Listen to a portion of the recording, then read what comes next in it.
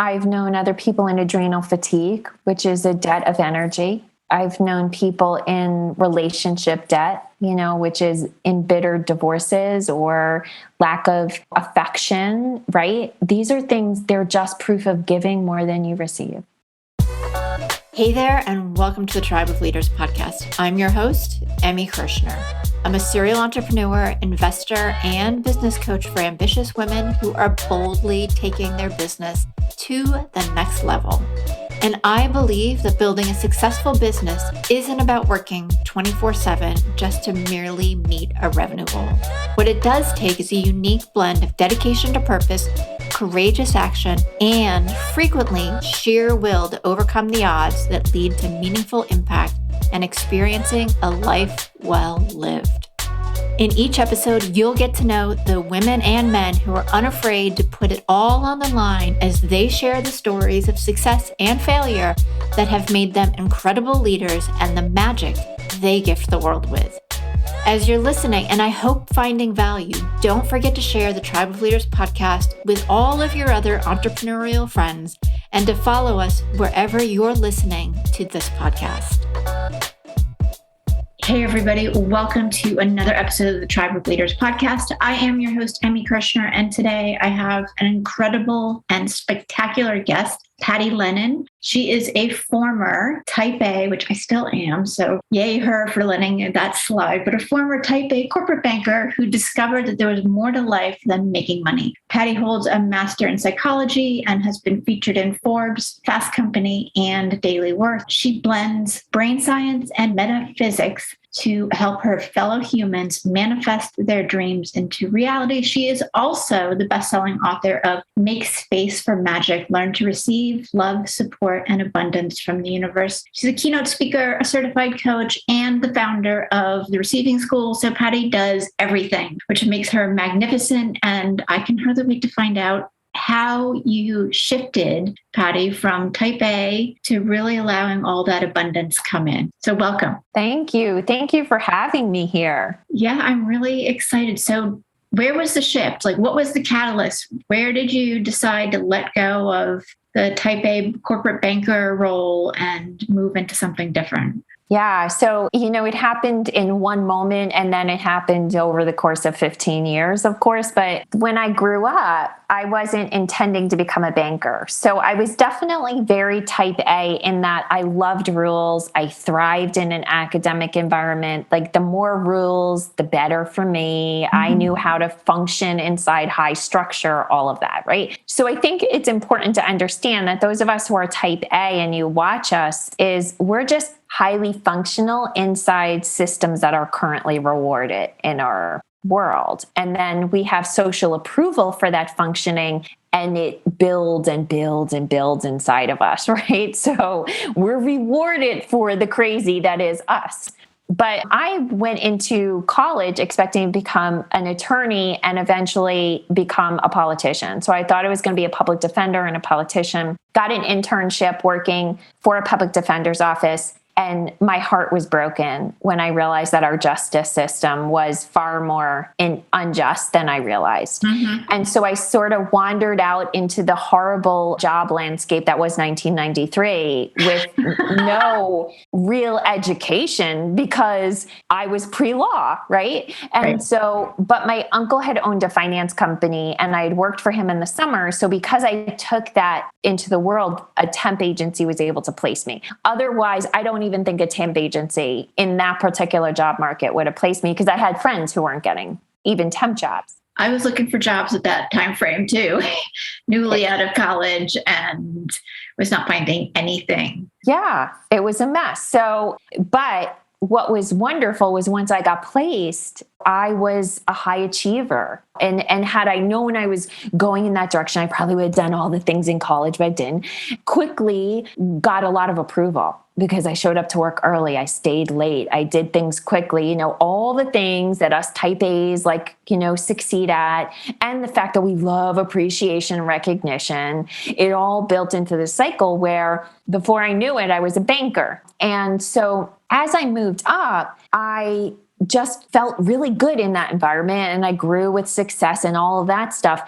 And then there was a moment where I woke up one morning, and as I was going through my day, I felt this malaise. And as I sort of clued in on where it was coming from, I realized that as a young child and most of my early life, I had this deep connection to God and feeling like God had a purpose for me. And I had gone along thinking it was the public defender and all of this stuff. And having gotten let down, I lost track of, though, that I did feel a desire to serve the divine. Right. And so one day I was sitting, going through my day, I realized that what was going on, wondering, am I actually an okay human doing what I do? Sought the counsel of a coworker who was deeply spiritual and religious. And she said the thing that shifted gears for me, which was, how do you know God hasn't put you exactly where you are to change the lives of the people you're changing? And I was like, whose lives am I changing? I'm just pushing paper around. And she said, Patty, people behave better when you're in the room. They're kinder to each other. They're nicer to each other. And they treat each other with more respect.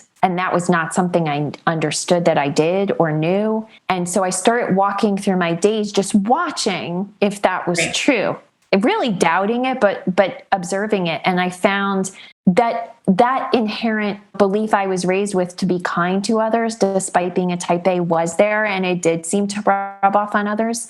And I also seemed to be able to excel. And so I started mentoring a lot more people. I formally started mentoring people within the bank, started to really feel purpose in that. One thing led to another, and I decided to get a master's in psychology so I could understand better what kept people mentally from embracing this. Mm-hmm. The banking industry started to fail. And so being able to spend a lot of time doing this went away.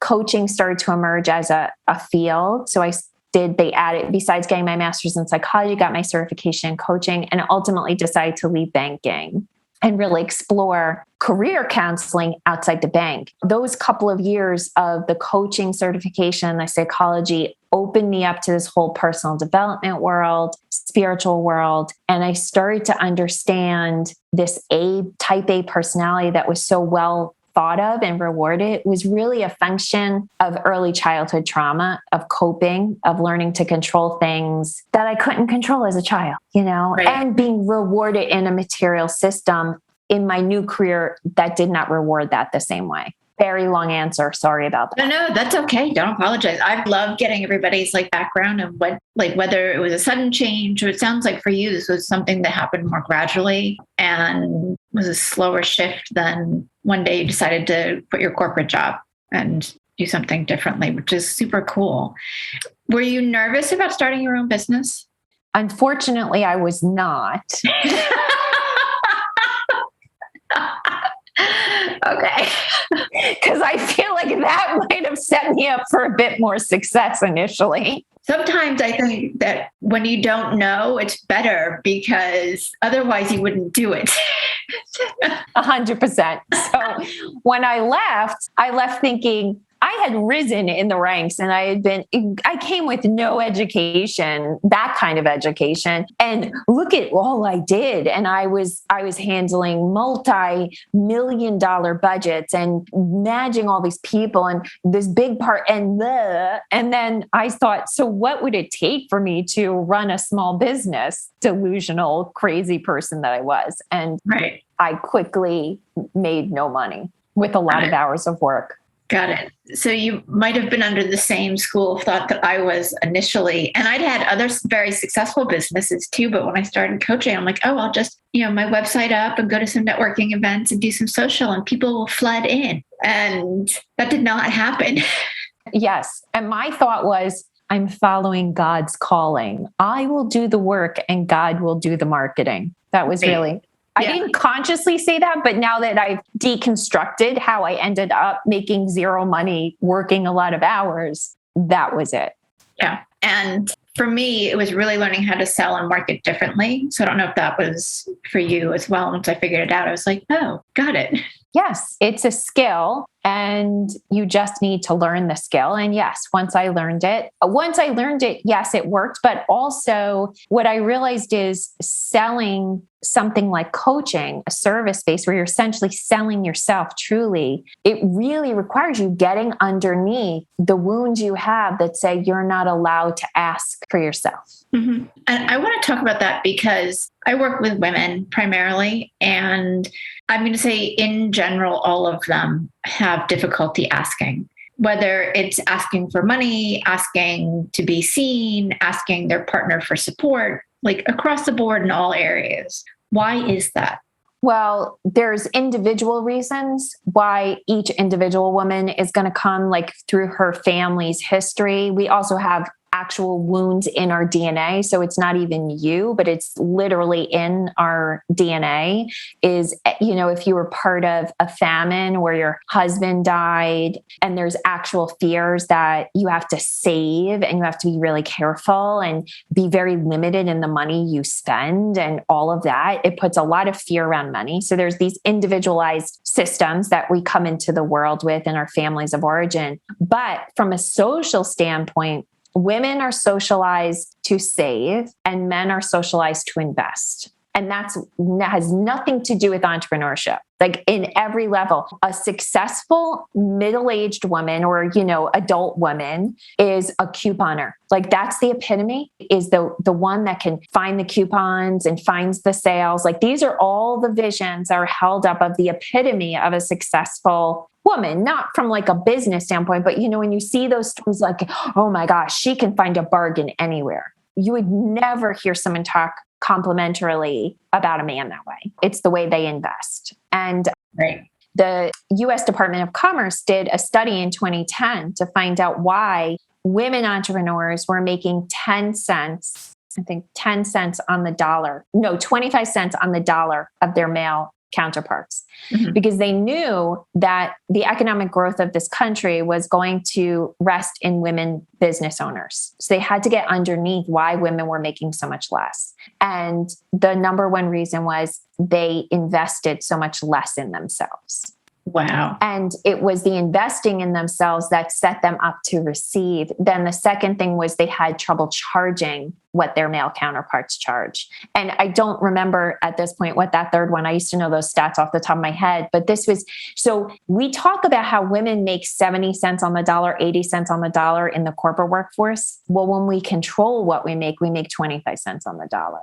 That does not surprise me. Wow. And it's because that's what we're taught. So as a young age, we don't even realize it, where men are teaching young boys to invest, to look at stocks, to put money into their sports. I just, even at this time, day and age, I have a boy and a girl. The energy the school puts into the boy at the high school level is so different than the girl, right? So it's just systemic. Anyway, go ahead. No, well, I'm curious how we shift it. What is it? Because I think there's a shift happening in general, and there's more women stepping up and creating incredibly successful businesses. So we have to be breaking through some of these social patterns and beliefs finally. But how do we, what are some steps that we can take to, one, kind of figure out where we're holding ourselves back in receiving and really start accepting that abundance is all around us and that we can have that which we desire?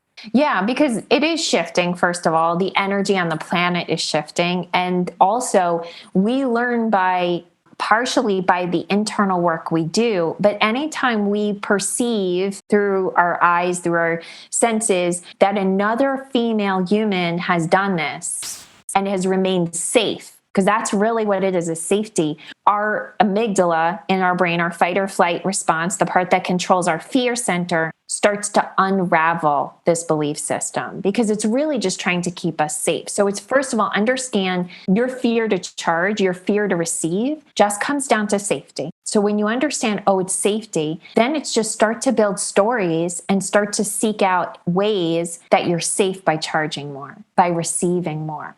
Wow. Okay, cool. Now, and did you have to work through some of these blocks as you were building your business and realizing that people aren't just going to flood in the door as soon as you opened it? Yes. I did. And I worked with both professional, like business coach people, but also healers to help me get underneath. It was a combination of effort. But the biggest shift came for me when I was way over six figures in debt. My husband and I were way over six figures in debt because my husband had been let go right after I started my business, and my mom got cancer at that time, and I became her caretaker. And so we had two small children, taking care of my mom and trying to grow a business, and I just wasn't making. Even once I got past that point, the money wasn't growing fast enough, and we ended up with a lot of debt. And after my mom died, I was walking through the cemetery where we used to go every day to talk to her. And I was so angry. And I was like, how could you do this to me? And I was sort of just talking to the heavens, whether it was God or my angels, whoever felt like answering. I did everything. I have done the work for this business. I have taken care of my mother right through to her death. I have supported my husband through this difficult time. Like, I am a good person. How is it that what you're giving me is all this debt? And why is this what I'm left with? Why didn't you lift this off of me? And this angel came through and spoke so clearly to me and said, Patty, debt isn't punishment. Debt is simply the proof that you gave more than you had to give. And as soon as you stop doing that, the debt will be relieved. And it was like such a huge aha moment for me. And I think a lot of the work I had done up until that point came to fruition and birthed the truth inside of me. But the understanding that at the end of the day, it wasn't that I had to do more and market better and all these things. I mean, you have to have the core skills, yes. Right. But then you have to stop giving so much. You have to wait for the receiving to happen. That is really powerful, like really, really powerful. Because most people, and I think women in particular, just keep overgiving. And then they're exhausted, they get sick, insert other things. But wow.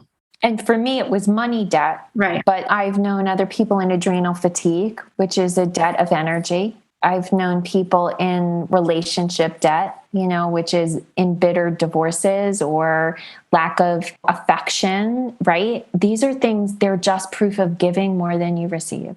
Wow. Is there a time frame on the waiting? If I had that scorecard, I don't even know how rich I'd be. I know, right? We want that answer so bad. Well, and I think that's where like people get frustrated too, is like they did the work and then whether they take a rest or they're slowing down or whatever, they're like, all right, where are the results? Like, I'm here. And then they get frustrated and they go back into creating more, but not from a place of abundance. It's more of lack. Yeah. And I think the key, actually, when you ask the question actually held the key to the answer, which is how long do you have to wait? As long as you're in the energy of waiting, which is still in the energy of, I'm going to white knuckle it until it comes in, you haven't created the space for that magic to come in. It's to say, I'm going to rest, not so I get money, but because that's what I need. It's to drop into what do you need right now and not fight the truth of what your needs are, and then trust that if you honor what your needs are, your needs will be met in all the ways that they need to be met. Right. So the cycle would almost be like creating or building and from a really high vibe and then resting to continue to maintain that high vibe instead of completely depleting yourself. Yes, exactly. And I always get the question of like, why? And then how do I know? Yeah. How do I know when I've done enough? How do I know that I can rest? Right. So that's the big question. And that was actually when I created a system I called the receiving method. There's 5 rules, but the 4 rules kind of get you up to the receiving. But then always people are left with, but how do I know I've done enough that I get to actually stop? And I have what I call the 100% rule. And the 100% rule is simply that where you are and where you want to get to or what you want to receive has a gap, right? It has a space. You can cover a part of that space with your own effort, but then there's a place from where you can do reasonably well to where you actually have the fruition of whatever that is. That's the space for magic. And the universe will fill that space in as long as you stop. and you stop at your 100%. And how you know whether you're at 100% or not is if taking the next step feels like pushing a boulder up a hill, whether it's getting out of bed, sending one more email, putting one more pitch out, taking a phone call, whatever it is. The moment you feel like you're pushing a boulder up a hill to complete that task, you have passed 100%. Got it. And do people need to check in with that? Because if you're a chronic overdoer, right? Like sometimes they don't even know that they're past 100%. In the beginning, most people don't know they're at past 100%. I didn't. I operated at 105,000%. Like all the time, right? Especially as type A's, that's our badge of honor is our ability to get stuff done. So in the beginning, this isn't one of the rules, but this is more how you kind of come into equilibrium is take 2 weeks off with non-action, 2 weeks of non-action. Mm-hmm. And people are like, I can't do that. There's no way. I'm like, I promise you, someone you love dearly gets sick and needs you by their bedside for 2 weeks, you would make it happen. You can make it happen. If you think you can't do it, then you absolutely need to do it. Let me just say. So start with that 2 weeks of non-action because that unwinds a lot of that BS. Yeah. I resonate with that because I took a month off last year because I was burned out and it took me a long time and several people to say you're burned out because I'm like, no, I'm sleeping and I'm eating well and I'm meditating and I'm doing all the stuff. So how could I possibly be burned out? And it took me 10 days just to unwind. And then to the next 2 weeks was really listening for that kind of that quiet voice, which is super cool. It was like, oh, there she is. She's back. Perfect. We can carry on now. So, yeah. The question you asked is, when someone's so do they have to check in? And the thing is, eventually you don't, because it becomes so inherent in your senses, in your sensing of something, just like if your hand's coming closer to the stove, when the little kid goes to touch the stove, they actually, just because it's getting hotter and hotter and hotter, it doesn't matter. They have to get burned, before they learn. In the beginning, you have to keep going over, but eventually, assuming you give yourself that equilibrium period, right. You start to feel the heat. You start to feel the slight resistance to what you're doing, and you just recalibrate yourself. Awesome.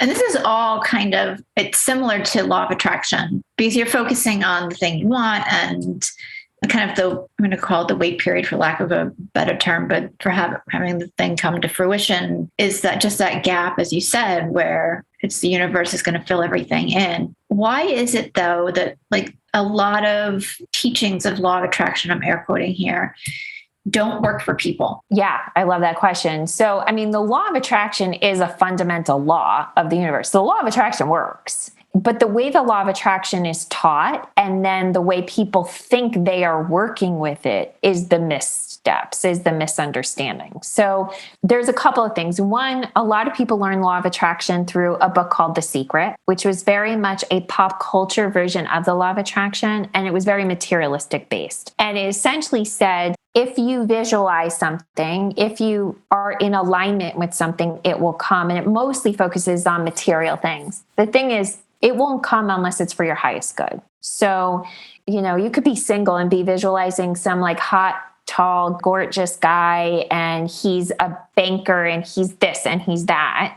And if your soul is served, one, by being alone for a couple of years, and that's how you're going to get to your highest place. And there's the perfect person who you are already contracted to be with. You're going to be served up 3 years. You can go on dates and stuff, but that soulmate you're looking for, the universe needs time to cultivate that for you. The way The Secret was taught was, well, if that person doesn't arrive, you're not visualizing properly, right? And you need to do it better or more or different, or you're not being positive about it. You don't believe enough. Not actually true. So one is, you need to understand that law of attraction will attract to you things that are vibrational equivalents, but it won't attract what your ego wants necessarily, just for the sake of wanting, right? The second thing is a lot of the law of attraction work focuses on being positive. And oftentimes for us to get to a place where we can open our hearts to the divine, to the universe, is to be in a place of hurt and pain and not enoughness. And you don't want to stay in those places, but you want to honor that they're true for you. And so a lot of the work that's taught around law of attraction requires a lot of spiritual bypassing, where it's actually bypassing accurate emotions that we need to process to open up to receiving. So the law of attraction works. When you visualize something as for your higher good or you ask for it, it starts to arrive in the right timing. But once it arrives, you need to be able to let it in. And so usually it's our wounds around receiving that keep us from truly receiving it. And a lot of times the law of attraction teachings don't even speak about that. Right. So you kind of have to feel some of the negative feelings to get to the other side and work through them. But I also feel like when people are saying affirmations or trying to be in a constant positive state, one, they're ignoring some of the negative stuff, but two, there's still a lack or a want in there. So they're really focused on what they don't have as opposed to what they're looking to bring in. Do you find that as well? Or well, sometimes I actually find the bigger issue with that, affirmations and that kind of stuff is that affirmations only work for one type of brain structure, a highly developed right-brained person, someone who's really creative or non-neurotypical. So like people with ADHD, some other types of what we call disabilities, but just not neurotypical, they actually can function inside that, let me make up something that isn't true and I can believe it and it's fine. But for highly developed left brain people who are very based in truth, that actually doesn't work because their brains just keep going, lie, lie, lie. It's not going to work if you don't believe it, right? Yeah.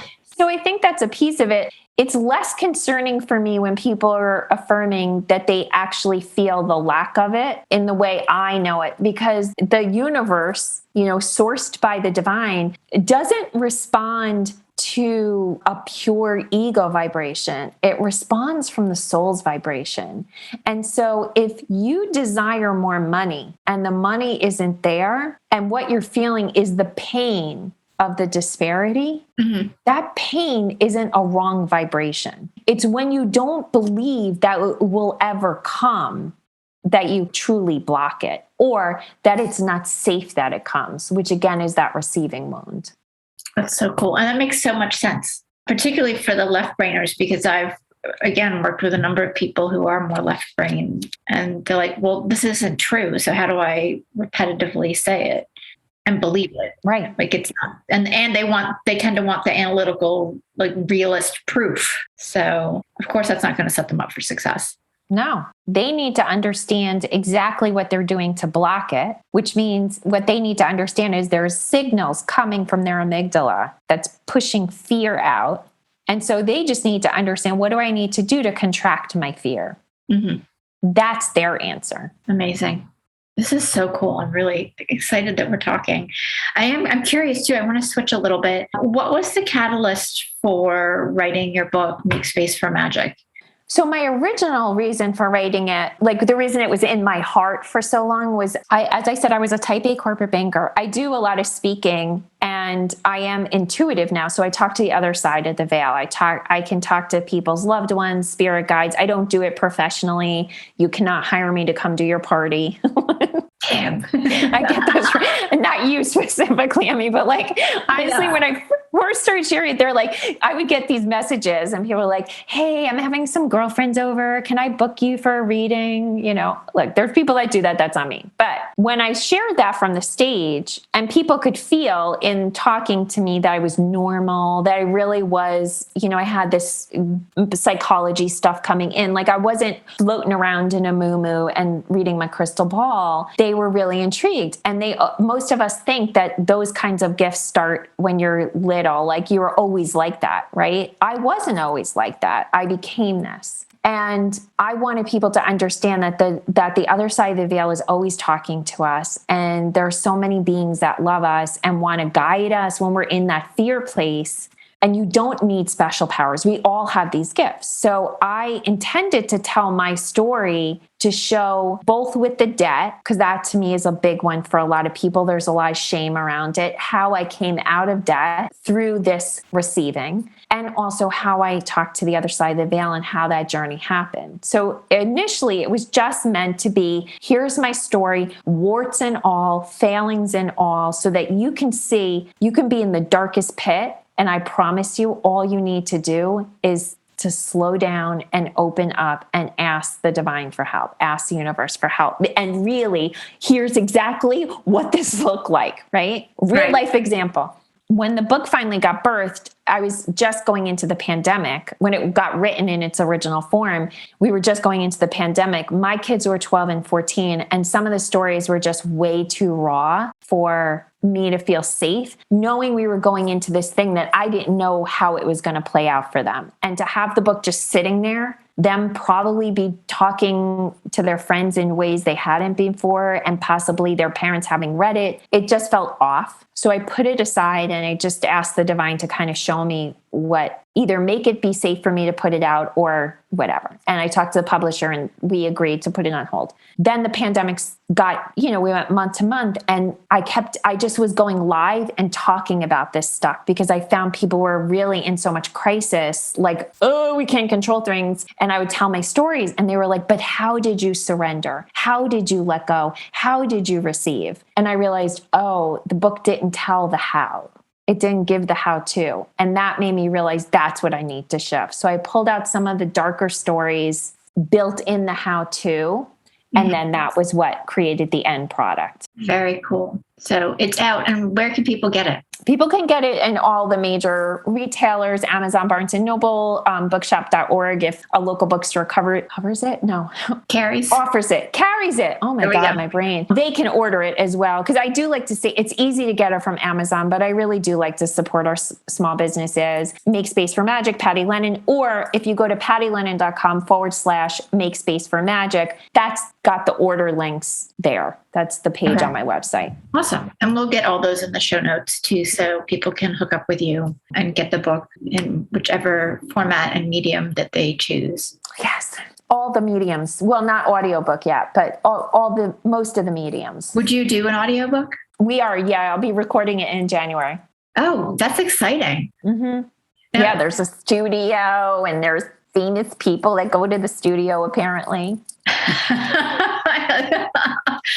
I don't know anything about recording audiobooks other than I'm always excited when the author reads it himself or herself. Is there anything like for preparation or training to read? Do you do it like in chapters, break it up all at once? They haven't given me any notes, but I imagine it's, the way I'm going to do the audiobook, actually, I can tell you this. I think you can just read it straight through, but there was a book I read through audiobook heard, and the author kept stopping and giving like little side notes of what it was like to what they really meant, or they gave a snarky comment, some of the stuff that gets edited out in formal editing. So for me, that's how I'm going to do it, but I'm going to do it on the fly, whatever like pops into my head. I've been actually, during the time that we're recording this, I don't know if it'll still be going on when this comes out, I've been doing story time for anyone who buys early. And so we have this Facebook group. So I come into the Facebook group and I will read them a part of the book and then give them some of the pieces of the puzzle that were